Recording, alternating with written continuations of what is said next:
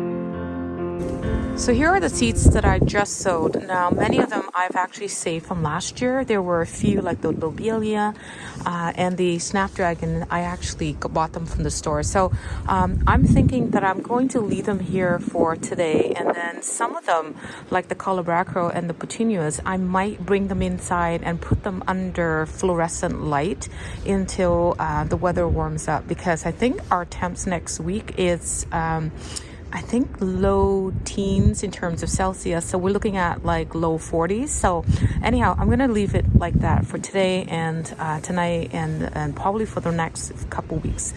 I'm going to place some of them under fluorescent light. And just in case you're wondering, with these, all of these containers, I've got dry potting mix in there, and then I pretty much water each of the container. You can kind of see here, right? I fill all the containers up with water in advance just to get the water to kind of penetrate the soil and keeping the soil moist. And then I just throw my seeds on top. And then again, if I find that the water is sort of drying up or goes really low, and I just fill it from bottom up again. And again, these are just my simplest, easiest way that I have been using forever now to sow at my annual seeds. And I don't have any fancy equipment. I don't have any of the other stuff that a lot of people use. And this is how I get away with just either using these containers, and all of these pots or these cans are all saved from previous stuff that I buy from the nursery. So I keep those and I just sow them in there. And again, not very fancy, but they've been working for me. So, and if you want, you can go ahead and get some fancy equipment that are available at nurseries. So next, what I'm going to do is I'm going to tackle the pruning of the firelight hydrangeas. So here's the first firelight hydrangea that I've got. Now this one is about 5 years old, and you can kind of see that it's very full, and I'll come a little bit closer to show you what I did last year. So here is what I did last year. So this whole entire branch, as you can see, was from the very first year that I had it planted. And for the first couple years, I actually did not prune the plant down very much. But last year, in its fourth year, I believe, timeline, it's kind of lost to me right now. So last year was the first year that I actually pruned it down pretty well. And you can kind of see this was the cut that I made last year. And I kept 1, 2, 3, 4 nodes, right? And then I sort of kind of try to do that with all of the large branches. And I do the same thing with, in terms of broken branches that are flimsy. I kind of cut those back as well, just like I normally would do with the other panicle hydrangeas. But this year, what I'm going to do is I'm going to actually prune away some of these branches. And what I want to do is I'm going to try to see if I could keep 3 or 4 main large branches, and then I'm going to cut away the rest so that I can kind of maintain like a slimmer but more sort of taller looking bush, rather than a bush that's going to grow really wide. Because as you can see, my garden is pretty small, everything is pretty tight, and I actually don't want these to get too bushy and wide. So that's how I sort of control the size, is by reducing the number of large branches from the root. So I'm going to cut them all the way to the bottom and just going to keep, like I said, 3 large thick branches. So I'm looking at the firelight hydrangea right now, and I hope you can see this, but there is a branch that may have some root, and I can possibly remove it to make a new plant. Okay, so you can probably see it better now, I think. We just kind of move away this. So now if I want to, I could lift this whole entire plant up, but I actually don't want to do that because it is such a mature plant, and if I did that, I would probably have to restart all over, right? So that's what I don't want to do.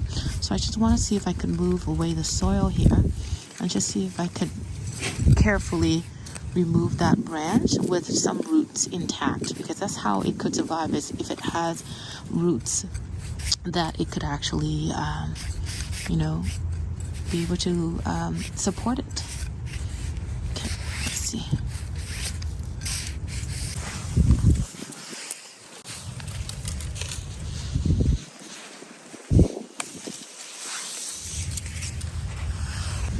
There, I just managed to cut that part. Now I'm just going to gently see if I could tease the root out.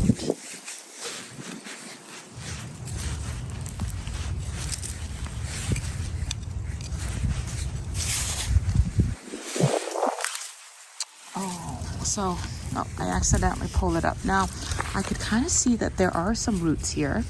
So anyway, I'm just going to plant it and see how that's going to be this year. So, but there are some roots, so it should be okay. So what I'm going to do with this one is I'm going to actually cut everything back and keep maybe a couple of nodes that I see that it might be able to support and grow, because there's very little roots here, right? So I want the plant to focus on spending most of its energy on forming more roots, so I'm not going to keep too many branches for it to support.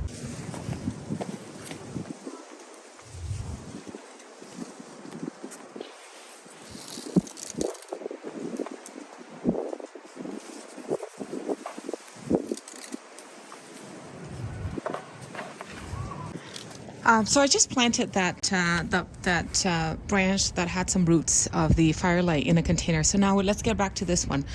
So I did cut away, I think, 2 branches, and then I had the third one, which is the one that got planted as a separate plant. And I think I will probably gonna cut this branch away as well, and then just kind of keep the few that I have in that sort of group right there.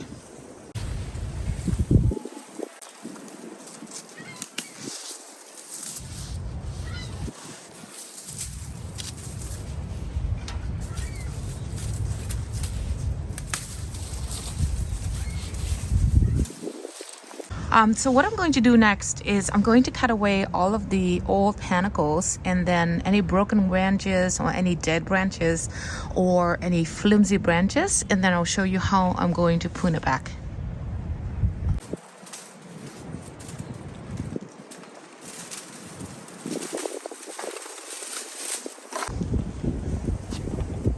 next what I'm going to do is I'm going to sort of cut back each of the branches that come off of the branch that I pruned back last year. So this was what I did last year. So I'm going to just kind of trace it back up 1, 2, 3 nodes or so, and I'm going to cut the rest of them back, or maybe 2. So we'll see.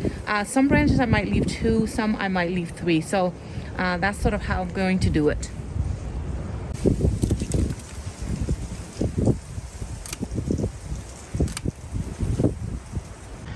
There, that's how the firelight panicle hydrangea bush looks like, and I think that's pretty drastic compared to how I normally prune the limelights, because the panicles on these firelight are not as dense as the limelight, and therefore they don't flop. So that's why with these ones I can get away with pruning more and having larger panicles that don't flop. So for this one, it's a fairly new plant because it was a plant that had some roots. It was, I guess, a stem that had some roots that was attached to the mother plant, the one that I just pruned right now. And sort of like how I removed the branch that had some roots and I planted in the pots earlier, this was like that, but that was about 3 years ago. So 3 years ago, it was just a single branch with some roots. And then 2 years ago, from back in 2020, that was the first year that it was sort of flowering, and then last year this is what it looked like. And as you can see, it's a huge plant, right? These things, they grow so quickly. So before you know it, that one single stem that had some roots, in 2-3 years time, this is how big it could get. So anyhow, this thing here, this plant here has never been pruned because last year I just kind of let it grow to its full potential. But this year, in its 3rd year, I will prune it back, and I probably take it down to about half size, in addition to removing all the old panicles and the flimsy branches. So let me get going.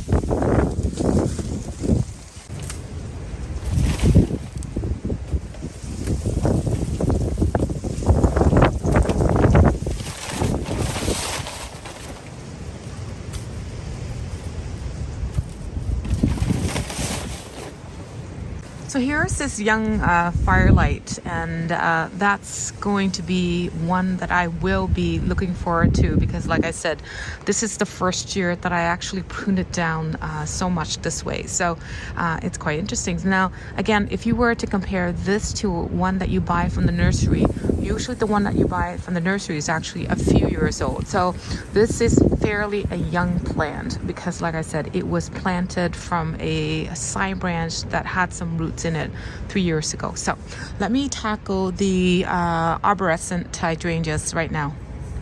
So I have 2 types of arborescent hydrangeas in my garden. So this one is the peewee white, and it's a sort of a smaller, petite type of incredibles, and the blooms are not floppy at all. So the way that I prune these is pretty simple.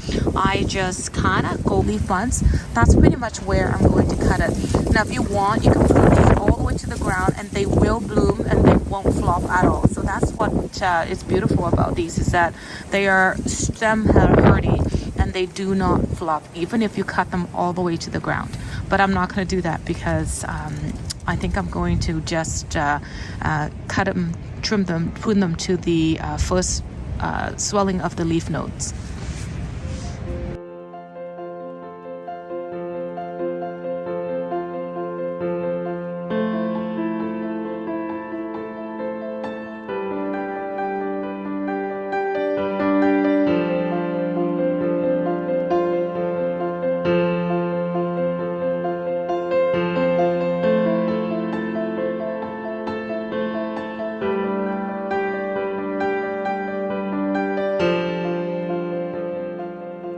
With the incredible hydrangeas, the way that I prune these are going to be a little bit different than the peewee white, because these blooms are gigantic. They are so big, and sometimes they get a little bit floppy.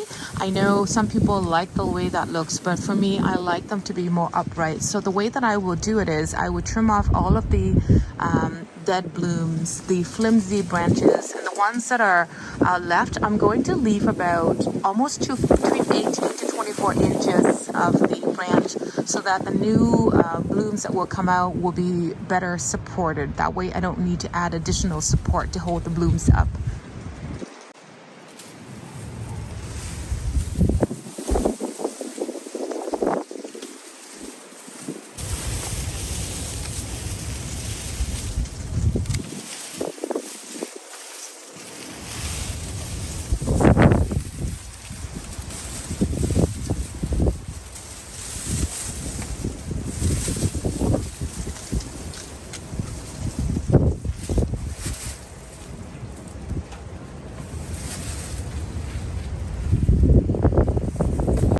So that pretty much concludes today's video. I want to say thank you so much for watching this video. The rain is coming, so I better head inside, and it's also chilly as well.